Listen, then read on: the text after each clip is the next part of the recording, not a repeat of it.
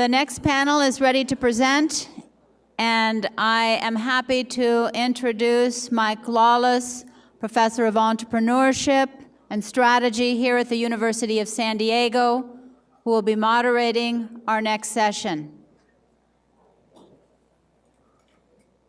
Thanks, Denise. As folks continue to file in, I'll share with you a brief anecdote. While the break was going on, I had the pleasure to meet our two panelists, and they have in common that both of their companies were prompted and inspired to change in new directions based on CK's influence on them, his thinking and his work with their individual companies. And so I'm excited to be able to host both of their presentations. We have distinguished panelists. I think it's going to be a stimulating and informative session.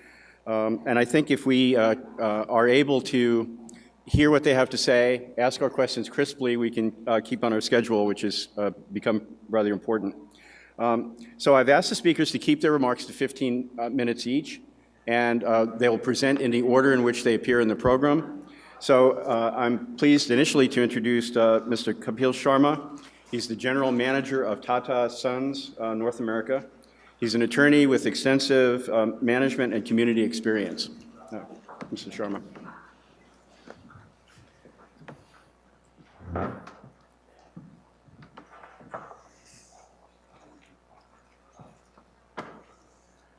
Good morning, and thank you for allowing me to come in and talk to you about the Tata Group and how we look at the base of the pyramid, and maybe have a discussion of some sort during Q&A about what our experiences are, what our key learnings are.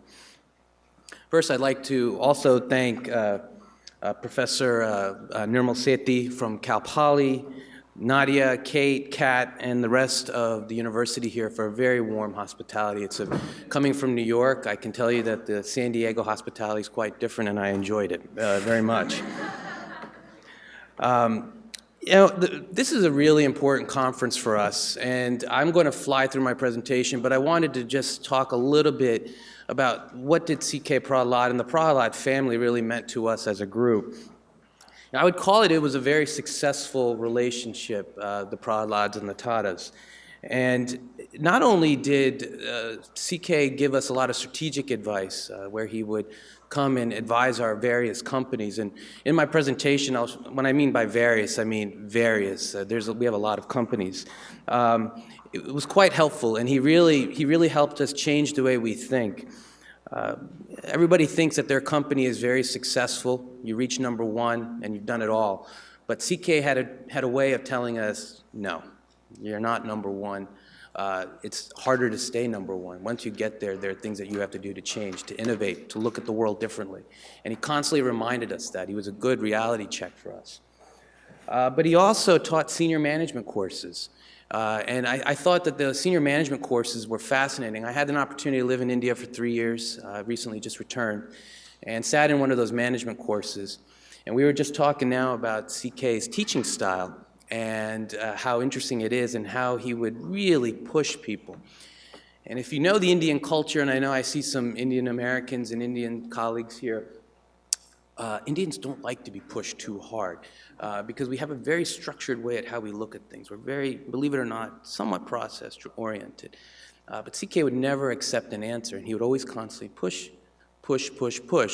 to a point where there was almost arguments in the management class. And then he would walk out and have a big smile on his face, and he would say, mission accomplished. Because what he was trying to do was trying to get you outside of your box. In order to be successful, in order to really drive your company to address a new community, you had to think outside the box. And that's what he did for us. On the side note that I just wanted to quickly add is that I have known the Prahalad family for 20 years, mainly through Deepa and Murli, who have been wonderful people, great friends. And last night, and forgive me, I forgot the name of the speaker who said that when talking to Deepa, it's like talking to CK. I cannot endorse that even more than that, because I really do feel like when you talk to Murli and Deepa, you are talking to their father. While they're not following the same career paths in teaching, it's the intensity and it's the love of helping people that has been carried on to the two children. And I really encourage you to pull them aside, talk to them, hear what they have to say, and you will get a touch of CK in that.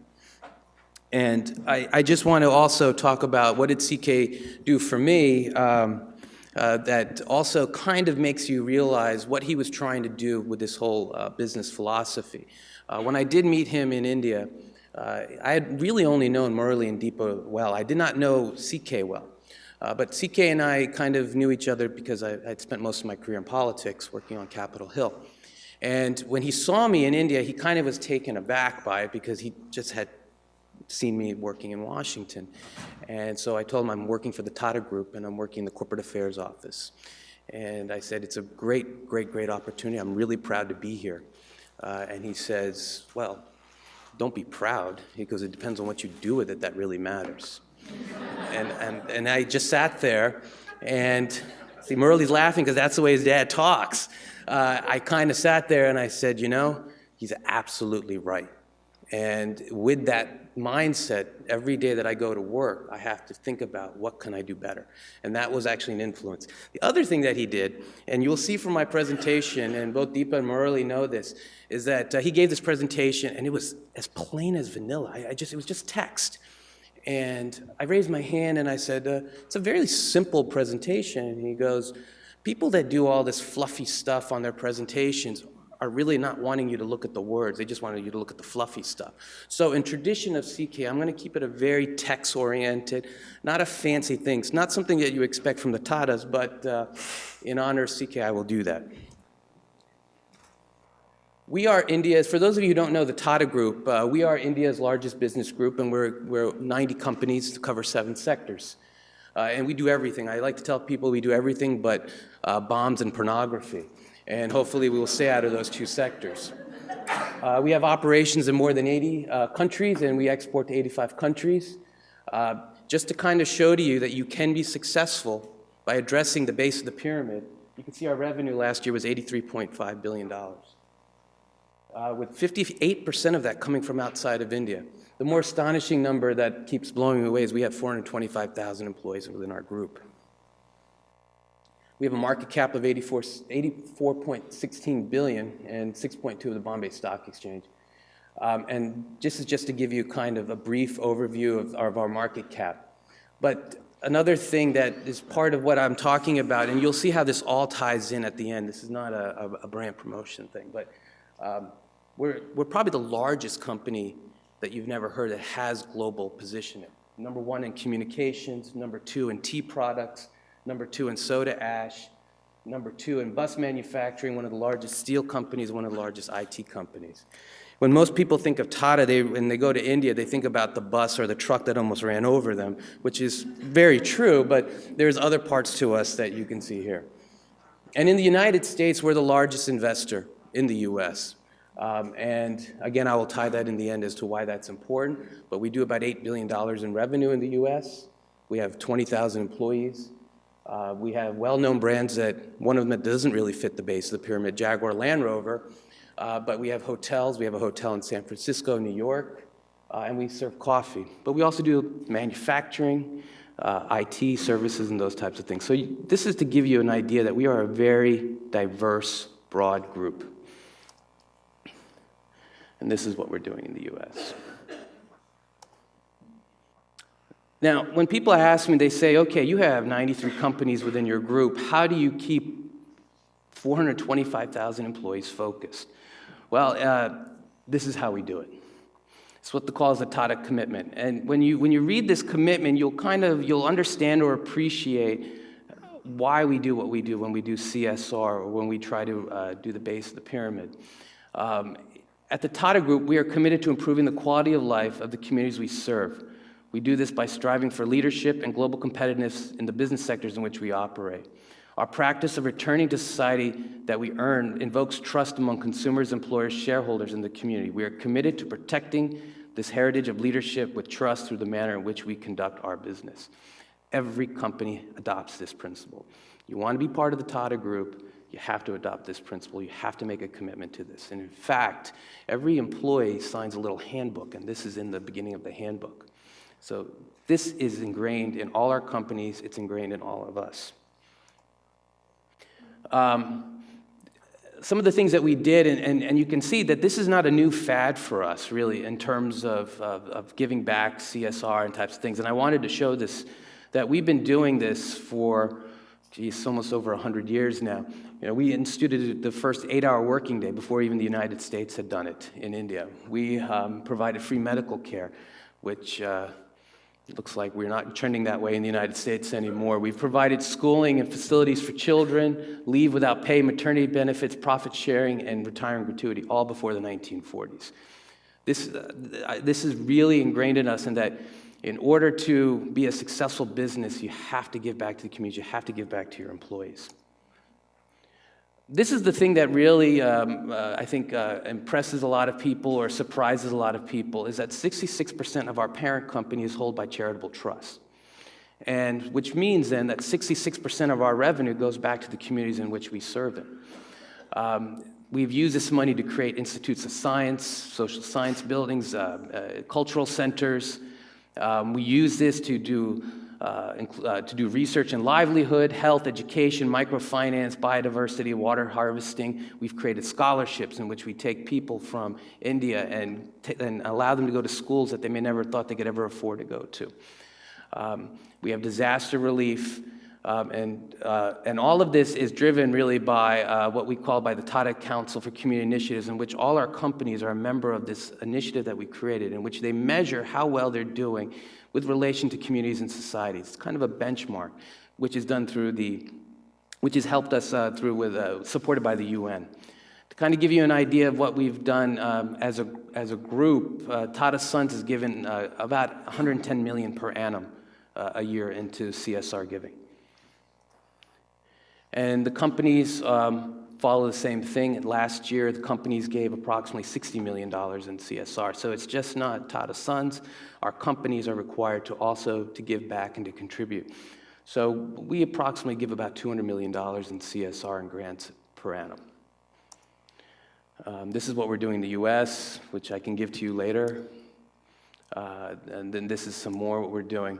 Now, these are some of the products that we are trying to introduce that really takes on the base of the pyramid. And in full disclosure, and I have 3 minutes left, this really is just a new initiative for us. Much of what we were doing with the base of the pyramid was really through CSR. And so our mindset, our mentality was that we are taking care of the base of the pyramid, but we're doing it primarily through CSR. One of CK's influences to us was the saying, just don't stop at CSR. Develop products. You have a natural transition from CSR to this community. Why can't you make products that service this community? The one great story he used to tell us all the time, he says, you know, if you guys get into ice cream manufacturing, if you can sell one ice cream to every single Indian in India, you are a rich company. If you can sell it for $1, you'll not only be a rich company, but you'll have a lot of happy people too who can eat and afford ice cream. One of the things that I will go over, and I think I have about 2 minutes, 2 minutes left. I'll go over 2 products, and then again during lunch or coffee, I can discuss some more of this stuff. Is the Swatch. It's a low-cost portable water purifier. We like to call it low cost because what we've done is we've learned something with the Nano, which actually is on this page. But we call it low cost because if I can press upon you on one thing, when you're servicing the base of the pyramid and you provide them products, you don't want them to make them feel like they're getting a cheap product. When we were selling the Nano, what was the headlines all over about the Nano? The Nano was the world's cheapest car. It's a great car. It's got 34 individual patents. It has revolutionized the auto industry, but it was labeled the world's cheapest car. So people who wanted to buy the Nano were actually buying motorcycles. Because what would end up happening is if you're aspiring to buy a car and you never had a car before, do you want to buy the world's cheapest car? Or do you want to buy the world's most expensive motorcycle? We laugh, but that's what they wanted. Because they didn't want to, it was, you know, for us, cars are status. Why do we buy Jaguars, Mercedes, and BMWs? It's because of the status that goes with it. It's the same thing for poor people, too. And so we decided if we're going to give low-cost water to people, we can't call it the world's cheapest water purifier. We're going to call it the world's low-cost water purifier. changes something.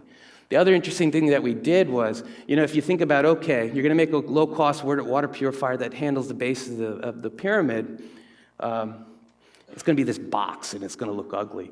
We actually use one of our design firms. We have a watch company, one of the world's largest watch companies, and we asked them to design the water purifier. It's a very sleek, sexy water purifier. It sits in our office. People come in, and they ask us, they say, well, how much does this water purifier cost? And we tell them $20. Blown away by it. And so it's all natural, doesn't use chemicals. We took rice husk. We took burned rice husk. We infused it with silver nanoparticles, created a low-cost mechanism to put it all together, and you have a $20 water purifier that requires no power. It can be shipped anywhere in the world. It can provide water to millions and millions and millions of people. All they have to do is take the water, put it in the filter. What I love about this thing the most is that we failed a lot with it too. And when Mr. Gopalakrishnan, who's the vice chairman of Tata Chemicals that built this, he gave a presentation in New York recently about it. And somebody says, are these selling off the shelves? And he actually said no. It's not. It's not doing as well as we'd like, but we're going to keep pressing on it. And somebody says, well, will that discourage you from creating more products for the base of the pyramid? And he said, no. He says, you got to fail sometimes. How else are you going to learn? There should be, there's in our group, what we're trying to do, and we're not doing it well, what we're trying to do is try to create a culture of failure. And if you try to do something and you fail, don't get discouraged. You got to keep going at it. And you got to keep producing those products. And I think that the Swatch is one of those examples. And so is the Nano. I think the Nano, despite all the headlines and despite all the criticism of it around the Nano, we are still pushing it hard. We are still trying to change the automotive industry, and we're trying to show to people that everybody can have a environmentally friendly, a low-cost car that can take care and protect a family. I know I'm down to my last. I just wanted to tell you one of CK's lasting legacies. Ginger Hotels really is really a CK Prahalad initiative. In India, how many of you been to India? Quite a few, and I guarantee you've all stayed at a Tata hotel, and if you did, super, thank you, much appreciated. But when you go to a lot of these smaller cities, you don't get 5-star hotels. And what CK said to us was that, well, who sits in a hotel all day anyway? And we said, well, okay, that's fine. And so what's your point? He's saying, well, if you provide and build a clean hotel that just has a bed, that has Wi-Fi access, that has limited food, that's what people really want, because nobody's there all day. And so we're like, makes sense. We started launching Ginger Hotels, $20 a night for a clean bed, TV, internet access, and food. And that is something about addressing the lower base of the pyramid. It has allowed the average Indian middle-class person also to travel, to be able to see parts of India that he normally couldn't see unless he had a relative in that town. And in India, it's quite possible you would have a relative in a town, but just in case you don't, Ginger fixes that. And to conclude, these are some of the other projects we're working on. I'd be more than happy again to talk to you about them. Thank you, and I appreciate your time.